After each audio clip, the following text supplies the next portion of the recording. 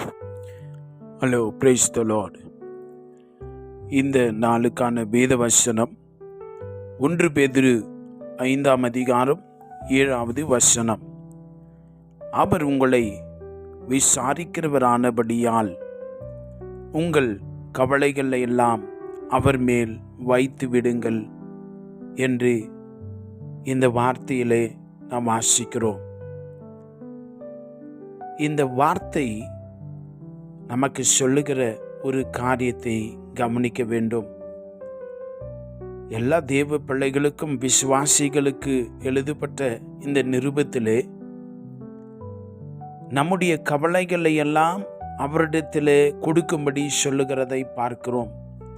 It encourages believers to actively transfer their worries and concerns to God. தேவனிடத்திலே உங்களுடைய வாஞ்சைகளை, உங்களுடைய கவலைகளை ஒப்படையுங்கள் என்று வாசிக்கிறோம். ஒரு தீர்க்கமான ஒரு முடிவு. ஆங்கிலத்தில் சொல்லப்பட்டிருக்கிற விதத்தை பார்த்தா cast away, தேவனிடத்தில் தூக்கி போட்டுருணுமா.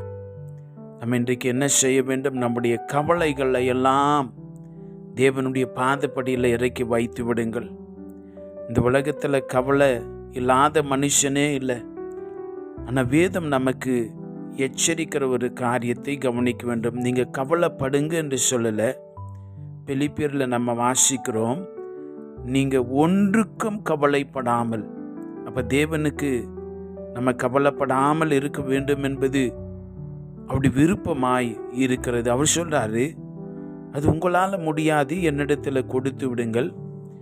என்னால் முடியும் என்று சொல்லி நீங்கள் நம்புவதற்கும் விசுவாசிப்பதற்கும் செய்யுங்கள் என்று தேவன் சொல்லுகிறதை பார்க்கிறோம்.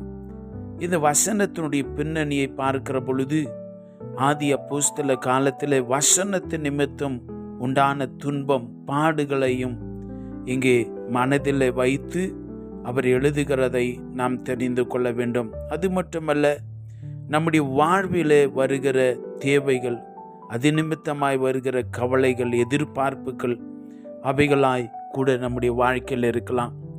இந்த வார்த்தைகளை கேட்டுக்கொண்டிருக்கிற அருமையான தேவ பிள்ளையே, நீங்கள் ஒரு விசுவாசிக்கிற ஒரு நபரா அல்லது கவலைப்படுகிற ஒருவரா?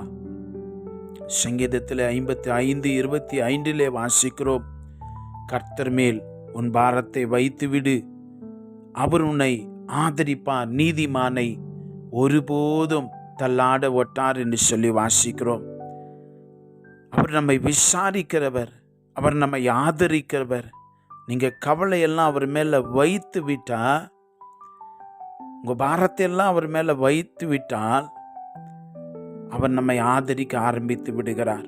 ஒருவேளை நாமளே கவலைகளை சுமந்தோம் என்று சொன்னால் தேவன் ஒன்றும் செய்ய முடியாது. அவர் நம்முடைய வாழ்வில் எவ்வளவு அக்கறை, விசாரிப்புள்ள தேவனாய் இருக்கிறபடினால தான், அவ்வளோ அன்பு வைத்திருக்கிறபடினால தான் சொல்கிறார், உங்களதெல்லாம், உங்கள் கவலையெல்லாம் என்கிட்ட கொடுத்து விடுங்கள், நான் அவைகளுக்கான வழிகளை நான் உண்டு பண்ணுவேன் என்று சொல்லுகிறதை பார்க்கிறோம். அவர் தான் நமக்கு ஆறுதல், பலன், நம்மை பலப்படுத்துகிறவர் அவர் தான். இக்கட்டில் துன்பத்தின் பாதையிலும் நாட்களிலும் கடந்து போகிற பொழுது அவர் நம்மை பலப்படுத்துகிறவராயிருக்கிறார். எனக்கு அன்பான தேவனுடைய பிள்ளைகளே, கவலைப்படுறதை விட்டுடுங்க. தேவனுடைய வார்த்தை பேரிலே நம்பிக்கை வையுங்கள்.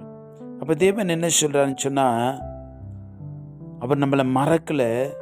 அதுக்கு பதிலாக, அந்த கவலைகளுக்கு பதிலாய் தேவன் என்ன சொல்கிறான்னு சொன்னால், நம்முடைய தேவைகளை தெரியும், நம்முடைய வழிகளை அவர் அறிந்திருக்கிறார்.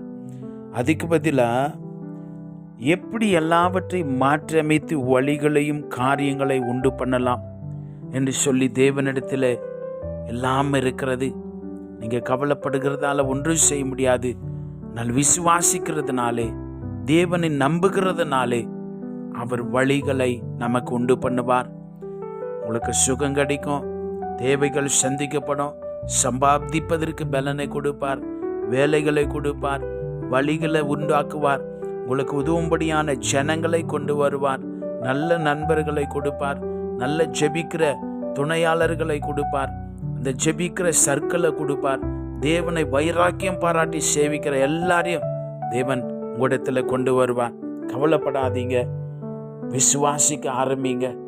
கவலை விட்டுட்டு விசுவாச வாழ்க்கையில பயணம் செய்ய ஆரம்பிங்க. இனிமையாயிருக்கும், சந்தோஷமாயிருக்கும். தேவன் அந்த இடத்துல உலாவுகிறதை நீங்கள் காண்பீர்கள். தேவன் உங்களை ஆதரிக்கிறதை நீங்கள் காண்பீர்கள். தேவன் உங்களை நடத்துகிறதை நீங்கள் காண்பீர்கள். செபிக்கலாம். பரிசுத்தமான பிதாவே, நாங்கள் கவலைப்படக்கூடாது என்று சொல்லி வாஞ்சிக்கிற தேவனே உமக்கு ஸ்தோத்திரம். எங்களுக்கு உண்டானவைகள் எல்லாம் நேர்த்தியாய் அழகாய் இருண்டு பண்ணி வைத்திருக்கிறீர். அதற்காய் ஸ்தோத்திரம். இன்றைக்கு கவலைகளும் வருத்தங்களும் அவைகள் எங்களுடைய கண்களுக்கு மறைத்து விடுகிறபடினாலே நாங்கள் வருந்துகிறோம் ஐயா. எங்களுடைய கண்களை தெளிவாக்கும். உம்முடைய வேதத்தின் ரகசியங்களை அறிந்து கொள்ளும்படி உம்மை வார்த்தையும் உம்மையும் விசுவாசிக்கிறதுனால உண்டாகிற பலன்களை நாங்கள் கண்டு கொள்ள உதவி செய்வீராக. பாரங்களை சுமக்கிறவர்களாய் அல்ல, கவலைகளை சுமக்கிறவர்களாய் அல்ல, உம்முடைய அன்பையும் உம்முடைய ஜீவனுள்ள வார்த்தைகள் மேலே நம்பிக்கை வைத்து அவைகளை சுமக்கிறவர்களாய் எங்களை மாற்றுவீராக. இயேசு கிறிஸ்துவின் நாமத்தில் ஜெபிக்கிறோம் பிதாவே. ஆமென். God bless you.